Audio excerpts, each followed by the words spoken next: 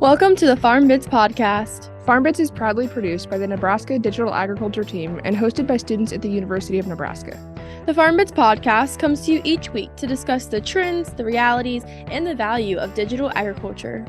Through interviews with experts, producers, and innovators from across the agriculture industry, we hope that you step away from each episode with new practical knowledge of digital agriculture technology. Hello, FarmBits followers, and welcome to part 2 of episode 84, Sentinel Solutions. In case you missed last week's episode, we were joined by prior host Jackson Stansell, who's now the CEO and founder of Sentinel Fertigation. Jackson shares his experiences with fertigation scheduling to increase nitrogen use efficiency and productivity in irrigated corn operations across Nebraska, Kansas, and Colorado.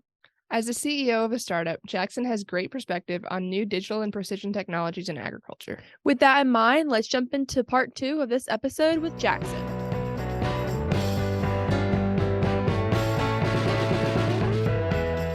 So I talked about this a few weeks ago with Dr. Shi, and this is really just my own personal interest, but I would say in the last 5 to 8 years or so, there has been a huge push to use drones in ag. That's the best and latest thing. And then very recently, probably the last 2 years or so, that narrative has changed, and now our push is towards satellite imagery. So since you have worked with both, what's kind of, in your opinion, the driving factor behind that change? I think really a lot of it is scale, truthfully. The folks that I've talked to recently, and I guess this is the perspective that I've adopted as well, is that UAVs are really, really good for very specific applications in agriculture. I think they have significant potential for kind of swarm applications, for spraying, specifically spot spraying. I think they may have some efficacy for cover crop establishment, right? When it comes to imaging, I think they're really good at 3 things. And I think it best leverages their skills if they're used for these 3 things. The first thing is doing stand counts. You're not going to get stand counts from a satellite anytime soon. Eventually we'll probably get there, but anytime soon it's not going to happen. So drones are really good for that because you have a few week window to get that done. And you can get around to all your fields and get it turned around. And it doesn't really require a super timely turnaround time. Basically, scouting for weeds is another thing that can be done with the drone pretty effectively. Needs to be done with the drone because it has to be high enough resolution for AI. And then the third thing is kind of scouting for disease and bugs as you get to insecticide, fungicide time. I think drones are great for those, but until every farmer owns a drone on their own farm and we have, no nighttime flying restrictions and we don't have to have line of sight for a human operator, I don't see drones being scalable enough to do constant monitoring. And a lot of our agricultural applications right now are moving towards this constant monitoring approach, right? Of always having information about a field, constantly updating the model, and being able to provide those timely, actionable recommendations. When it comes down to it, satellites are monitoring the globe every day.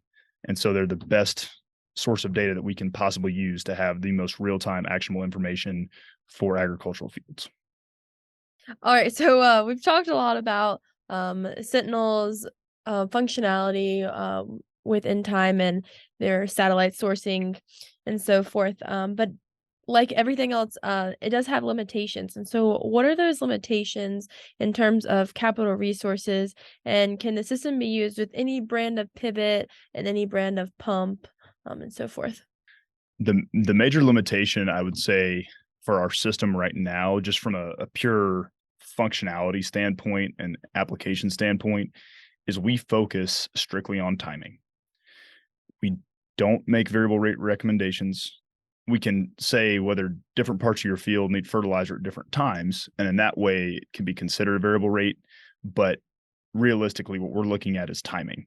And so if you're not willing to make multiple fertilizer passes over the course of the growing season to apply nitrogen in conjunction with the recommendations that are made by the system, it's probably not a good fit for that farmer customer right now. There are some things on our long-term development roadmap to solve that and move into variable rate application, but it's that is kind of the core limitation right now, and that's why we are best applied to fertigation at this point in time.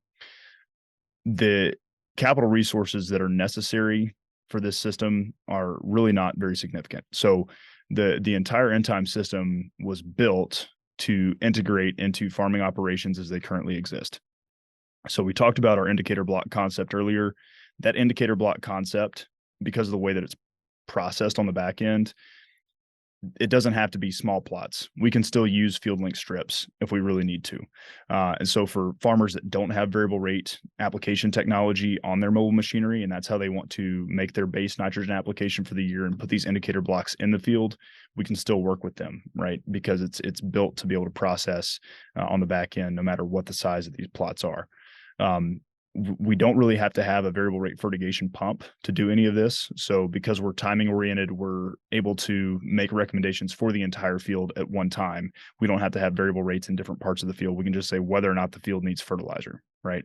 And so I would say that's another advantage, because we don't require you to go out and get a new chemigation pump. As far as pivots go, it works with really any brand as far as the timing recommendations. And I think ultimately that's, while timing is our biggest limitation, it's also one of our biggest assets, right? Because we're able to go into most different systems and have application without having to require special machinery to make things work. Now, there are some pieces of functionality in our system that are designed for variable rate fertigation pumps, designed to integrate with AgSense, designed to integrate with FieldNet, and some of these other pivot telemetry software that are out there. If you have John Deere Operations Center, we're building an integration to be able to pull data across automatically and integrate that into our system to do site characterization and to post-process as applied data without having to request it from you, right? So there are a lot of there's a lot of functionality that we are building right now and have built already to be able to adapt to this really complex machinery, but none of it is required to get the core value out of the system, which is ultimately increases in nitrogen use efficiency based on applying nitrogen at the optimal time for your crop. Very cool. So it sounds like it's very usable no matter what your operation, as long as you're set up for fertigation, no matter what your operation has available. What about as far as when it comes to the physical field, the geographies, the crops, the soil types? Is there any limitations when it comes to that sort of thing?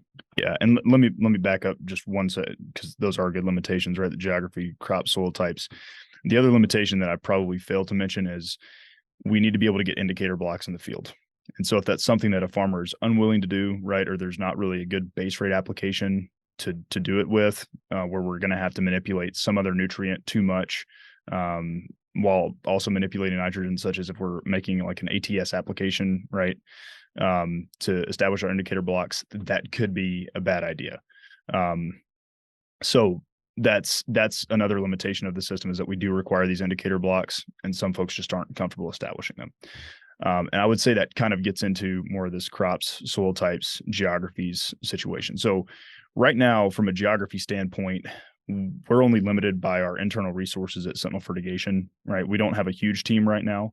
And we're really trying to focus on Nebraska, Colorado, and Kansas, because they are some of the most intensive states in terms of irrigated corn for grain. And from there, we'll expand out geographically as we continue to build a team.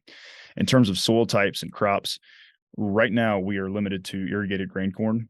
We do have some research and development objectives that are designed to push this image-based fertigation scheduling framework outside of irrigated grain corn and into other crops, including potatoes, cotton, sugar beets, and soybeans. So we're really excited about those opportunities.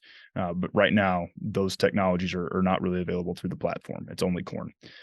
In terms of soil types, in research, we applied this technology on a lot of different soil types, everything from a clay loam to a silty clay loam to fine sandy loam to a true silt loam soil to a sandy loam soil. I mean, if there's a soil type out there, while we may not have done a full field of it, we've at least seen it in our research, right? So soil type is probably the least limiting factor. The key thing that we want to make sure that we do in those different soil types is use an establishment method for our indicator blocks that makes sense for that soil type. If nitrogen moves through the soil profile quickly in a kind of a coarser textured soil, we want to make sure we establish those indicator blocks while the crop is growing in the field. If we're in a heavier textured soil, it's more okay to establish those indicator blocks with an upfront application. But ultimately, what that goes back to is just sound nitrogen management practices in the first place. So for soil types, I don't see it being a huge limitation, but that's where we are right now. So are there any limitations with technology, and what are the biggest maybe technology challenges you've had as a startup? Okay, so as far as existing technology that is limiting us, I don't really see there being a major limitation. There are a ton of like artificial intelligence engines out there that are through Azure or AWS that are, essentially allow us to apply artificial intelligence to any of our data sets. We have plenty of compute power out there in the cloud to be able to do everything that we want to. I would say really the biggest technology limitation right now is whether or not we're able to quickly get as applied data into our system, right? And so it's kind of the adoption of John Deere Ops Center, for example, or Climate Field View, any of these systems that automatically log application data to the cloud. So I would say that's one of the limitations out there, is just adoption of those technologies. The other limitation is just the kind of the advancement of satellite imagery, and it's advancing, right, at a pretty rapid pace, but it's still not quite where we would want it to be, where we can get near daily imagery at 10 to 30 centimeters per pixel and have it come in frequently. So I would say those are probably the biggest technology limitations. But as far as compute resources, we're in pretty good shape, I think, right now. Okay. You have the opportunity to be part of the combine.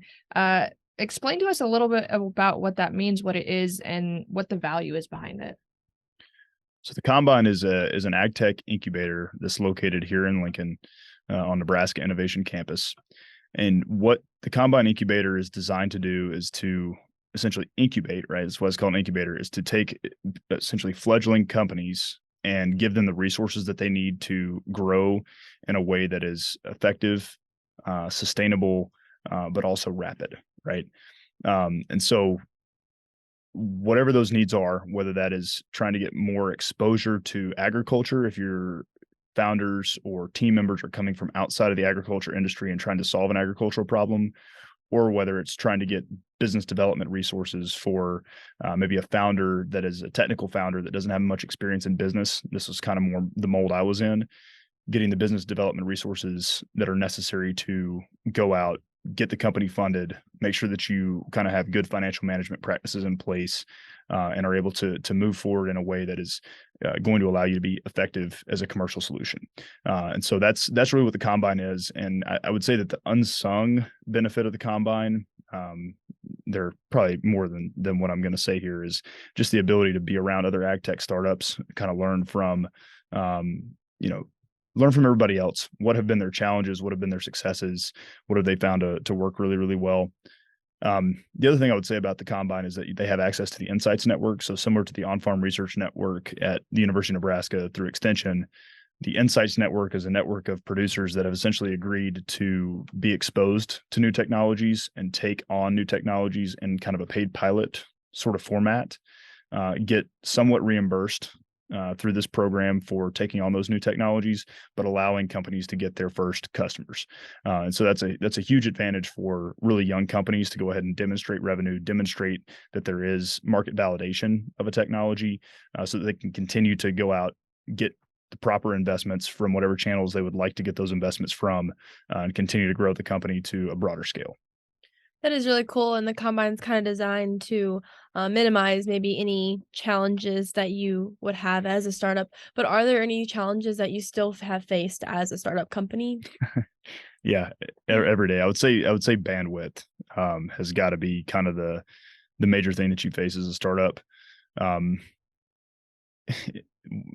of the things that I think about a lot is in grad school, there's not really, you're kind of working on your own project to some extent in a silo. There's not a lot of pressure to make this, solution work better than other solutions that are out on the market. You don't necessarily have to worry about whether or not people are looking at the right technical merits to a technology versus more of the maybe marketing merits of a different technology, right? So for me, it was interesting making that transition from grad school, where it was all about developing a sound technology that works, validating it correctly, following the right scientific method, to getting out into the commercial world, where all of that is still true, but you also have to worry about all the other different elements to getting a solution out to the broader public effectively. And what that really ends up hitting is bandwidth, right? Because you only have so many folks that you can afford to have on your team, and to be able to treat those folks well, not overwork those folks, making sure that everybody is kind of aligned and happy in pursuing the mission, right? But also being able to serve any sort of demand or new opportunities or strategic partnerships that may emerge. And so I would say that's probably the major challenge that we face as a startup. Now, the flip side of that is, because we are small and we do have very little bandwidth, we're very agile. And so if there is a need in the industry that we feel that we can address, we can think about what that need is quickly and come up with a solution without having to reroute a big ship, which is also an extreme advantage. So yeah, I would say generally that capacity and just size is somewhat of a limitation, but it's also a strength. And I'm sure there's some that I'm forgetting. I mean, if you talk to another startup founder or somebody that's a startup founder is listening, they'll probably scoff at like that being the list of challenges. But I would say a lot of the challenges ultimately come down to me and a lack of experience, right? And that's something that is only going to get better. So I guess relatively a positive outlook instead of a negative one. So. You mentioned a minute ago that you have access to the Insights Network, which also kind of comes with partnerships and investors. How do those people work with Sentinel and work with you? How do they support you other than financially? So our strategic partners, we do have one strategic partner who invested in us. The way that they support us really is by connecting us with some of their customers, allowing us to do co-marketing and co-branding alongside their solutions to get directly in the hands of kind of some of our target customers, right? So I would say that that's the way that our strategic partners help us. And I would say that's the same for integration partners, which are slightly different, but they're essentially partners that have decided that we want access to the data in your system, and we want to give you access to the data in our system. And I don't mean that as in farmers' data. What I mean here is that we're sharing completely authorized data that a farmer has explicitly clicked on and said, yes, I want to allow you to pull across my John Deere Operations Center data for this specific field, right? So that you can use it in this system to make recommendations that are beneficial to me and that I can see every output for, right? And so those integration partners are nearly as helpful as strategic partners from the standpoint that they want to see their solutions grow and they want to see their customers have access to as many solutions as possible that are aligned and integrated with their system. And so we all kind of help each other in terms of making farmers aware of these different systems that are out there and helping farmers to build their ideal tech stack for their farm and what's going to help them manage their farm most effectively. So I would say that's how partners help beyond finances is mostly just what are the logistics? How do we get our solutions in the hands of growers? How do we improve our solutions to make value added features that work across the entire ecosystem? Yeah, that's really good, and it's good to have that support from other partners in the industry as well. What would you say was the most rewarding part of starting your own company? I would say the most rewarding part so far has been seeing a software that was originally envisioned kind of as a desktop prototype to fulfill a master's thesis goal, right? And designed to basically make my life easier as a grad student who is trying to process images, right? And turn into something that actually has utility, commercially validated utility on 8,000 acres this year in Nebraska in its first commercial year, right? Like I think that's a really cool thing to see, is that it's gone all the way from ideation to prototype to minimum viable product to something that is a commercially viable solution. So that's probably been the most rewarding experience. I would say the things that are ongoing rewarding about it is, number one, working with other people that are kind of aligned on the mission and seeing those people kind of grow into expertise in what we're doing, and really get passionate about what our objectives are. I think that growth is something that's exciting to be a part of. And then just continuing to have the ability to cultivate solutions that match a vision, right? And make them actually happen and be tangible and get them in the hands of folks just continually, right? There are new features to add that are envisioned. They can be engineered, put into our solution and out in the commercial world fairly quickly. And I think that's a really rewarding aspect of owning your own company, is having the ability to set that strategic vision and encourage the folks on your team to help you make it happen. That's very cool. I wouldn't have thought of like that angle from it, but that is very cool to hear about. So as CEO, as the guy in charge of this company, where do you foresee Sentinel Fertigation going in the next 5 to 10 years? In the next 3 years, we're really going to be hitting the fertigation market hard. That is our niche market. That's what we're good at. That's what I believe we can win at very quickly. So we are going to keep attacking irrigated corn for grain through fertigation.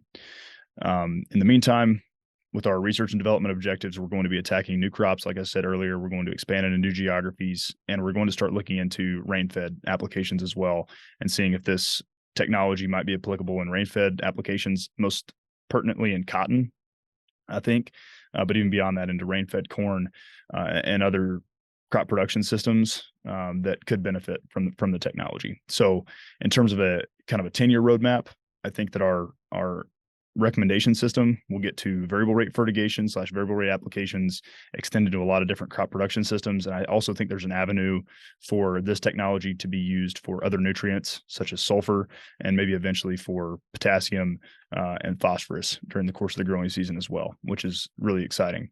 I think one of the unsung parts of this is kind of where sustainability plays into this. And I see us being a critical player in kind of the ecosystem services world as well. Where can our listeners go to learn more about Sentinel Fertigation, or just about fertigation in general, and also just to keep up to date with what the new startup is doing? So for Sentinel Fertigation, the best place to go is sentinelfertigation.com. It's we really have kind of a wealth of resources on there that are getting added to continuously. We don't really have a ton of information yet about fertigation, about variable rate fertigation, about ROI, about how to get set up for fertigation. That's certainly something that's on our roadmap. But we're kind of heavy in the technology right now and just trying to make sure that we're getting everything out that we want. There are some good fertigation resources out there. UNL has a lot of good extension circulars on fertigation, and there are other resources from land-grant universities across the country. For information on new startups, go check out the Combine's website. They have a lot of good stuff there. Ag Funder News is also a really good place to kind of get an idea of what the ag tech landscape looks like across a lot of different verticals, from irrigation management to soil health to regenerative ag to machinery and automation. So that's another good resource for folks to check out. Very cool. Is there anything we didn't bring up today that you'd like to mention before we wrap it up? The one thing I will bring up, so sustainability, right, is becoming a huge piece of the puzzle when it comes to agriculture, for better, for worse. Some people don't know what sustainability is defined as. I don't know. The definition changes, kind of no matter who you talk to. I have my own definition. I'm sure both of you do too. I think regardless, the idea generally is that we want to pursue excellent environmental stewardship in agriculture, right? I think that's true for farmers. I think that's true for agronomists in the value chain. I think it's true for companies. But ultimately, I think what it's all coming back to is that we finally have consumer demand. The folks that are purchasing the products that come from agricultural goods are demanding that those goods are produced in a way that matches environmental stewardship standards, right? In the cotton industry, they've got a cotton trust protocol that kind of is starting to define what sustainability looks like. There are goals that are set by all these different commodity boards about what sustainability looks like for those organizations. So the writing is kind of on the wall that whether we have regulations or not, there's going to be a market demand for sustainable solutions in agriculture. And for farmers, it's going to be a question of how much additional profit can we make because of the push for sustainability in agriculture. So at Sentinel Fertigation, what we're trying to do is optimize your nitrogen management. But what we would really like to do is to be able to provide you with a data set that you can use as a farmer to leverage yourself in a traceable and transparent supply chain, where that data can help you either make more money or certainly confirm that you are producing your agricultural goods, whether that's grain, corn, or sugar beets, right, in the most sustainable way possible that can get you the highest value in the marketplace, right? And so we are building towards solutions that are going to enable us to do that.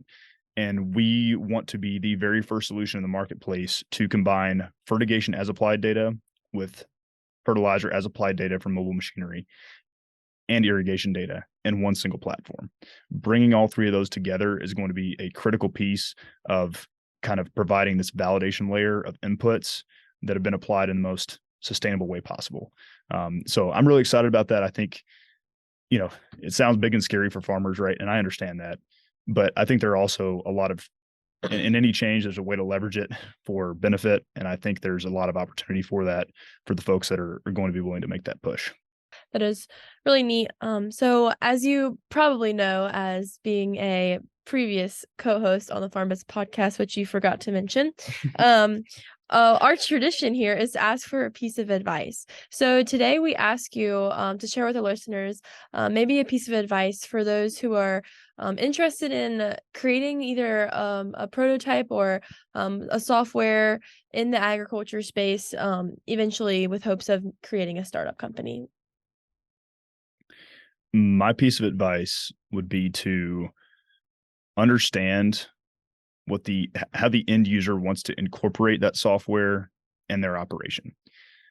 That doesn't mean that what the end user believes should be the features of the software are going to be the features that you build, or that you necessarily have to build it the way that your customers want you to build it. But it does mean that at that critical juncture of how it inserts into their operation, how they receive the recommendations from that system, they need to be delivered in a way that is easily received and taken action on. And I think if you get that piece of the puzzle right, the rest of it can all kind of fit around it, because you can figure out how to engineer a solution that will meet that specific point. But I think it's really critical to understand that beyond kind of the technical approach or kind of paradigm to designing a system like that. I would say the critical thing is to go out there and build it, right? Don't just like sit on the idea, but actually get out there and build it, and ideally get it in the hands of the person who's going to be using it early, so that there can be an iterative process where you at least test it early and get it in an operational environment early. Sentinel Fertigation had a great advantage through the on-farm research network. A lot of startups don't have that because they're coming in dry with no direct connections to farmer fields, right? If you can find a way to do that, that would be to your utmost advantage. So that would probably be the other big piece of advice, is to try to get operational as quickly as possible, so you can not necessarily fail quickly, but learn quickly and iterate quickly. Thank you very much to Jackson Stansell for taking the time to join this episode of the FarmBits podcast. It's really exciting and encouraging to see previous grad students of the University of Nebraska-Lincoln taking their graduate research onto the next level in industry through our resources here at the university. I think one of my favorite parts of this episode was hearing how Jackson's company is making the effort to help farmers make more timely nitrogen applications and helping them be more sustainable as well.